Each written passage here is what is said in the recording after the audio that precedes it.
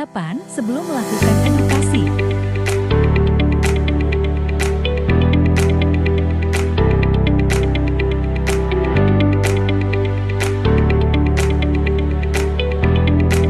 Briefing materi sebelum melaksanakan edukasi.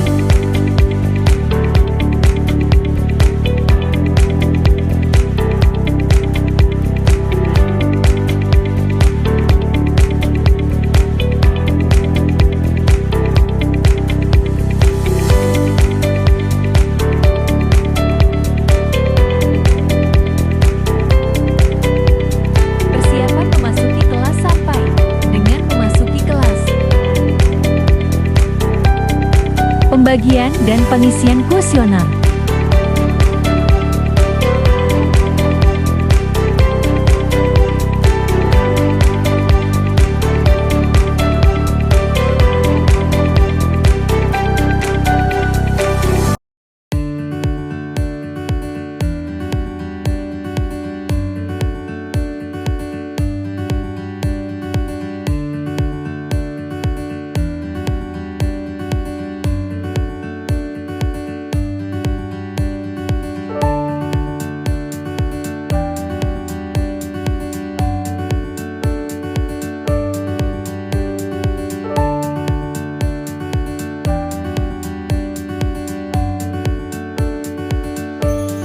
Pembukaan oleh MC.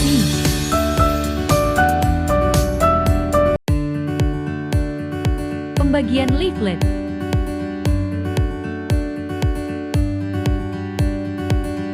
Pemberian edukasi dengan pemaparan PPT.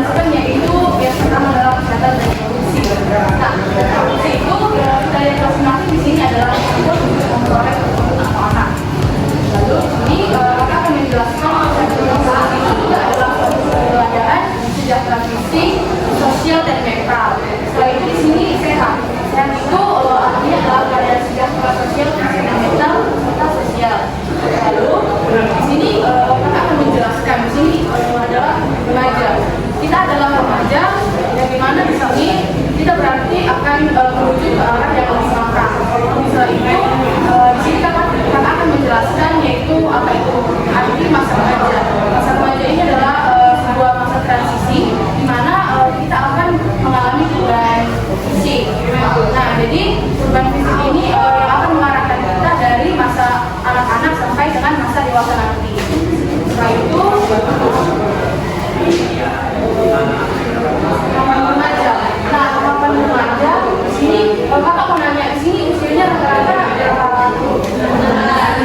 Jadi di sini kakak akan menjelaskan yang pertama dari masa remaja awal akademiknya yaitu dari umur 11 tahun sampai dengan 13 tahun. Nah, di sini ciri khas dari masa remaja ini itu yang pertama adalah kita lebih bebas. Setelah itu di sini lebih dekat dengan teman sebaya, lalu mulai berpikir untuk ekstra, lalu memperhatikan keadaan tubuhnya, kayak memperhatikan bagaimana cara berpakaian seperti itu. Lalu yang kedua di sini masa pertengahan. Tadi di sini dari umur 14 sampai dengan 16 tahun. Dan tadi di sini rata-rata dari itu umurnya 16 tahun ya.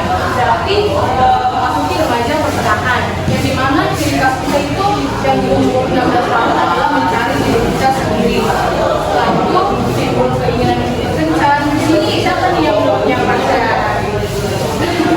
Pasti ya kalau punya pacar sering-sering lah pacar yang kencang ya kan. Itu di sini mempunyai rasa cinta yang dalam pasangannya. Setelah itu masa yang ketiga ini adalah masa remaja lanjut dari umur 17 sampai 20 tahun. Nah, di sini ciri khas untuk yang umur 17 sampai 20 tahun adalah kita selektif mencari teman, lalu memiliki dan dapat memberikan rasa cinta dan melakukan kebiasaan diri. Itu di sini tahapan ini mengikuti pola yang konsisten untuk masing-masing individu. Setelah itu, walaupun setiap tahap mempunyai ciri khas sendiri dan masing-masing, ini tidak mempunyai batas ya. Kayak contohnya setiap umur itu berbeda-beda ciri khasnya. Seperti umur 19 tahun dari kakak sebutkan sininya, kayak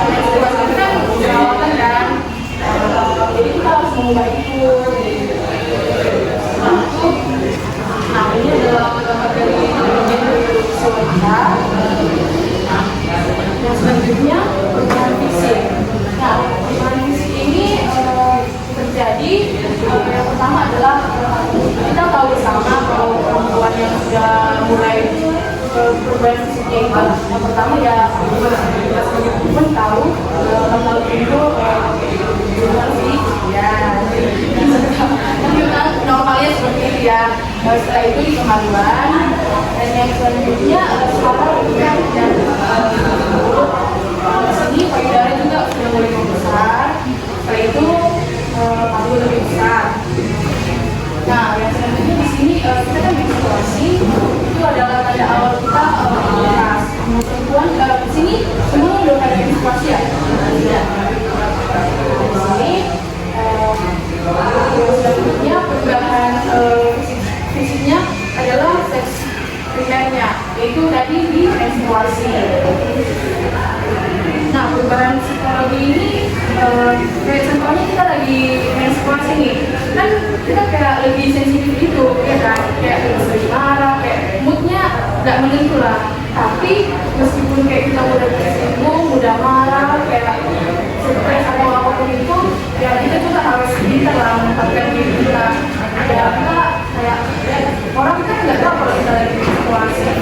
Meskipun kayak kita mulai tersinggung, ya setidaknya nggak usah terlalu apa ya, nggak usah terlalu kayak yang sekali gitu untuk ngomong sama teman-teman yang meskipun kayak kita nggak bener ngomong sama dia nih, tapi ya kayak mana dia nggak tahu kalau aku lagi menstruasi, takutnya juga temennya kan. Nah itu adalah perubahan sebetulnya yang terjadi pada saat kita menstruasi. Nah di sini menstruasi itu kita tahu lah definisinya menstruasi itu apa.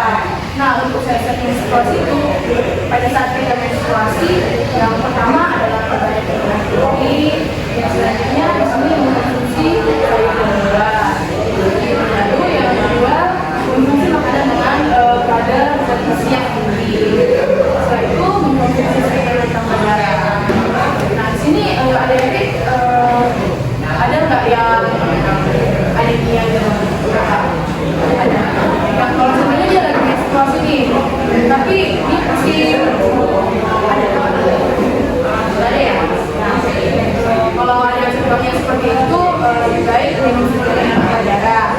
Lalu yang selanjutnya di sini adalah kita juga harus menjaga kebersihan pada saat menstruasi, dan tidak menstruasi juga kita harus mengganti pakaian dalam itu 2 kali dalam sekali.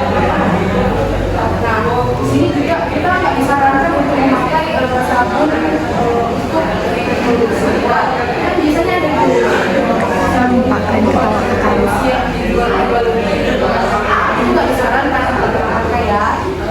Lalu kalau pada saat kita menstruasi, sebaiknya kita ganti itu dalam 4 jam itu 1 kali.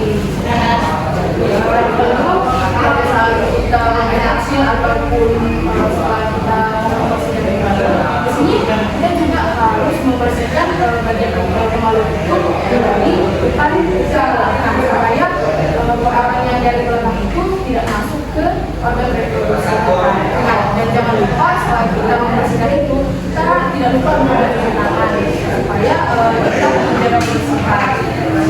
Nah, di sini saya akan menjelaskan kebutuhan real. Kebutuhan real ini adalah penyediaan layanan yang lama dan mudah diakses oleh pekerja. Yang kedua, penyiaran setiap pekerja. Yang ketiga, penyediaan informasi dan pelayanan. Lalu yang selanjutnya ada namanya setelah itu penyediaan informasi tentang AS dan setiap remaja yang aktif secara seksual ataupun tidak. Lalu yang terakhir di sini setiap remaja memiliki mendapatkan kesiapan untuk melayani remaja. Nah, jadi akan menjelaskan apa sih yang bisa timbul kalau kita nggak menjaga organ reproduksi kita. Nah, yang pertama ini endometriosis. Endometriosis ini adalah jaringan yang biasanya seperti kayak kutil. Itu biasanya tumbuh mau di dalam rahim ataupun di luar rahim. Setelah itu radang panggul. Radang panggul ini untuk kayak contohnya kita di menstruasi siapa yang panggulnya sering sakit? Kayak ada. Jadi itu adalah radang panggul. Setelah itu PCOS ini adalah hormon seks yang androgen.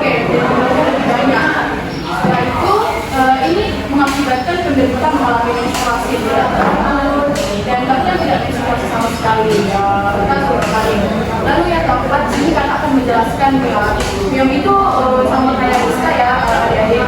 Nah, di sini kalau menstruasi ada nggak yang menstruasi itu dia sakit, tapi sakit kali gitu. Contohnya kakak kasih skala 1 sampai 10 nih, dan yang skala 10 ini itu yang paling sakit. Ada nggak yang pernah ngerasain mau menstruasi itu menurutnya sangat berat? Nah, jadi kalau sebelumnya ada yang mengalami itu sebaiknya kita ke dokter aja, bisa mana tahu itu miom dan mana tahu juga bukan ya, tapi kita menjaga aja supaya tidak terjadi. Nah, yang terakhir itu kemungkinan besar penyakit yang akan timbul adalah kanker pada organ reproduksi wanita. Nah, tadi di sini hal yang paling penting kita tahu adalah bagaimana cara kita untuk menjaga kesehatan reproduksi. Dari sini kita harus menggunakan handuk yang kering, tidak lembab dan tidak berjauh. Serta di sini kembali lagi untuk sensor menstruasi. Di sini kita juga harus menjawab itu dalam setelah itu ini kita harus memakai celana dalam ini dalam ini yang bisa langsung ya ada bisa menjaga kesehatan reproduksinya. Lalu kita langsung kembali teman setelah kita kecil setelah kita menstruasi kita juga harus dari depan ke belakang agar tadi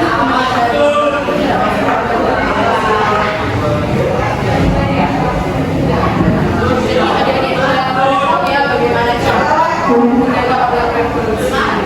Jadi kakak mau nanya nih, biasanya kalau adik-adik nanti celana dalam itu sehari berapa? Terus untuk lagi menstruasi biasanya kalian beli album itu berapa kali dalam sehari? Berapa? Nggak menentu ya?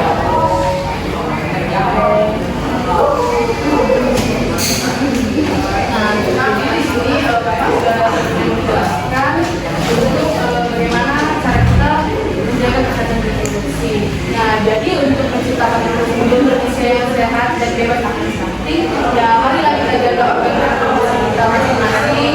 Apalagi perempuan jaga kesusiannya, jaga organ reproduksinya, dan lebih bertanggung jawab aja lah sama diri sendiri. Kayak kalau ada yang pacaran ya yang normal aja, nggak usah yang terlalu dekatlah sama yang berkencan kayak tempat yang lebih ya kalau kayak gitu ya nggak usah lah, kan masih sekolah juga, habis sekolah juga kan nanti mulai ngobir kan, atau ada yang mau nikah habis nggak ada kan, masih banyak mulai kuliah kan. Nah, jadi ini kita jaga kesehatan reproduksi kita untuk menghindari stunting dan kita akan menciptakan generasi yang lebih sehat dan berkualitas. Nah, jadi sekian yang mungkin bisa kakak sampaikan. Ada kekurangan yang mereka sampaikan, mungkin mohon maaf. Terima kasih atas waktunya. Penampilan poster di Madinah